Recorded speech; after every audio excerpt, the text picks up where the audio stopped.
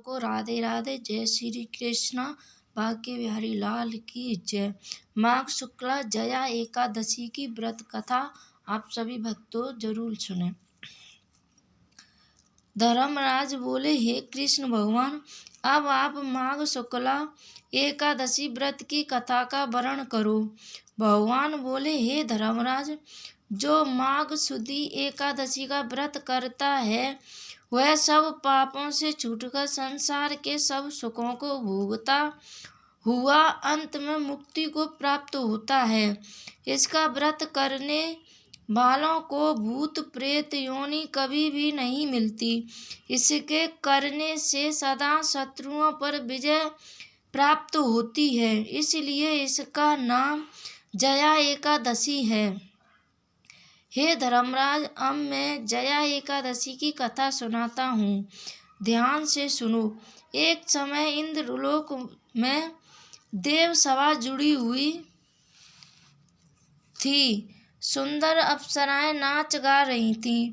उनके साथ ही गंधर्व पुत्र माल्यवन और गंधर्व कन्या पुष्पावती नाच गा रहे थे। इंद्रासन पर इंद्र विराजमान थे। चारों तरफ खुशी छाई हुई थी। फूल बरसाए जा रहे थे।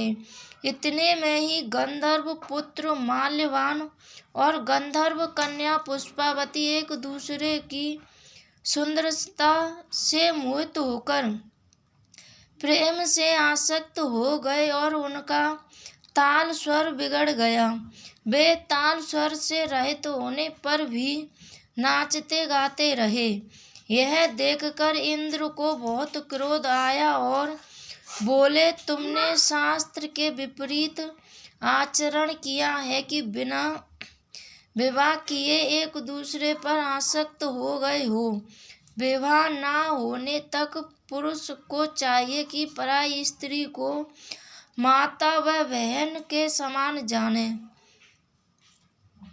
और स्त्री को चाहिए कि पराये पुरुष को पिता और भाई के समान समझे।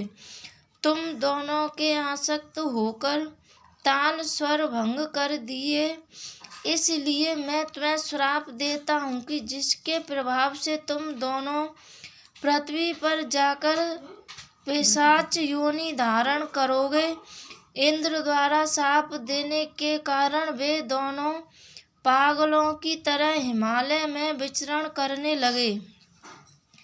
एक दिन भयंकर ठंड पड़ने पर शीत से व्याकुल हो दोनों ने भगवान विष्णु से प्रार्थना की कि अब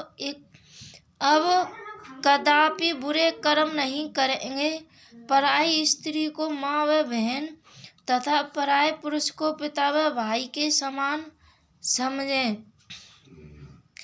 हम जान गए हैं कि बुराई का फल बुरा और अच्छाई का फल अच्छा मिलता है। अब हम दोनों अच्छे कर्मों का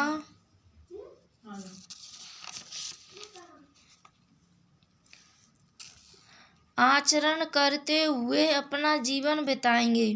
इस प्रकार प्रार्थना तथा पश्चाताप करते हुए अनजाने में जया एकादशी का व्रत पूरा हो गया।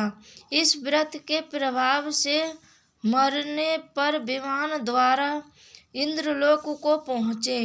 वहाँ इंद्र के पूछने पर माल्यवान पुष्पावती ने बताया कि अनजाने में हमसे जया एकादशी का व्रत हो गया, इसलिए पिशाच योनि से छूटकर हम इंद्रलोक